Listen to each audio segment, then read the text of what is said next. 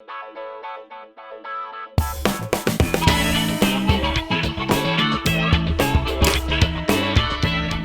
in beautiful Kentucky.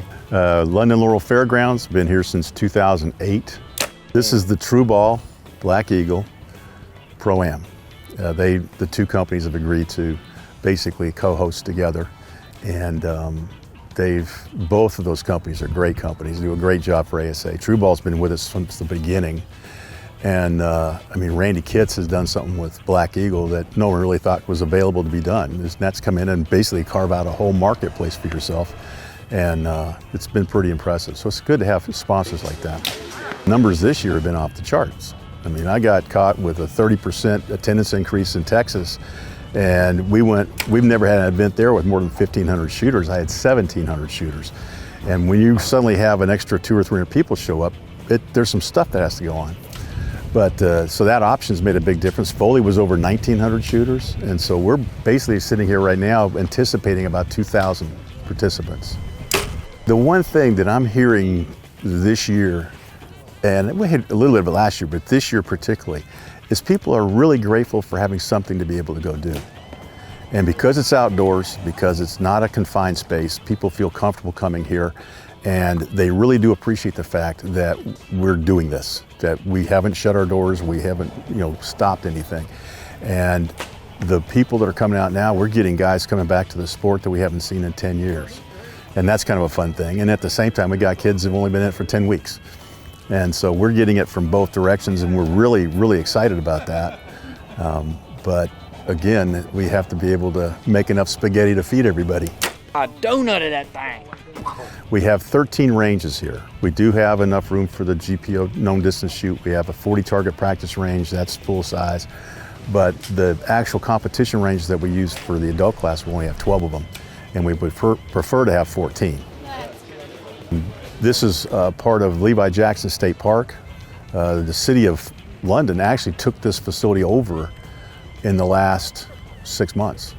So Levi Jackson State Park is now run by the city of London. Yeah, the size of this facility, the only thing that is tough about it is the terrain. I mean, the power line has become like a cuss word in the vernacular of mostly the pros who have to go up there and shoot it. It's like, oh, the power line, and they drop their heads and then go up there. Well, the power line is about 700 yards long, and it goes like this. It goes up and it goes down, it goes up and it goes down, and there's ranges on both sides that this side goes up, this side goes down.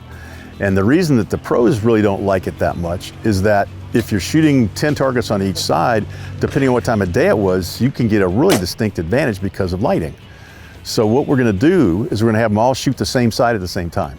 So we'll have all 20 targets in a row, they're all shooting up the same hill at the same sun, and then they can't complain about that.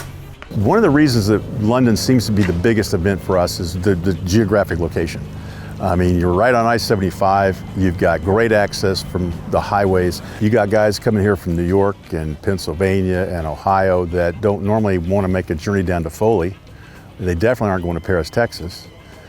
So this is the one event a year that a lot of our Northern Club members can get to and participate. Good job. Good job. Kentucky has become a real big hotbed for archery. I mean, this is where NASP got started, this is where S3DA got started.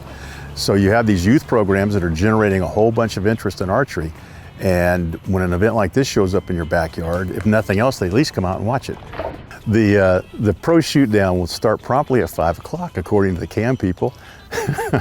We're on Eastern time here, so that 5 o'clock Eastern time is a standard. And so usually we have to go at 4 o'clock wherever we were. We have an extra hour this time. This particular shoot down is going to be in a softball field, freshly mowed, by the way, that is going to look a little bit different than the shoot downs in Foley and Texas, where you're inside buildings and you got a more controlled environment. Here they're going to be dealing with a lot more sun. You're going to see umbrellas over the pros, which really makes everybody's life a little bit tougher. But the ability to put it on here on site also allows more people to get to it and see it and be part of it.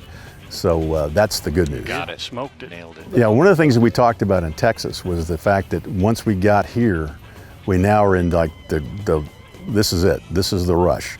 You got literally going from here, and 3 weeks later we'll be in Illinois.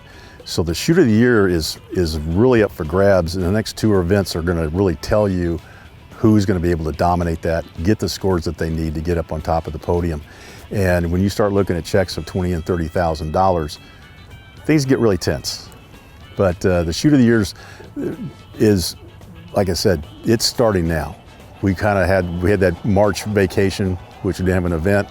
We have a 5-week gap between Texas and here, and now it gets compressed and it's all on the line.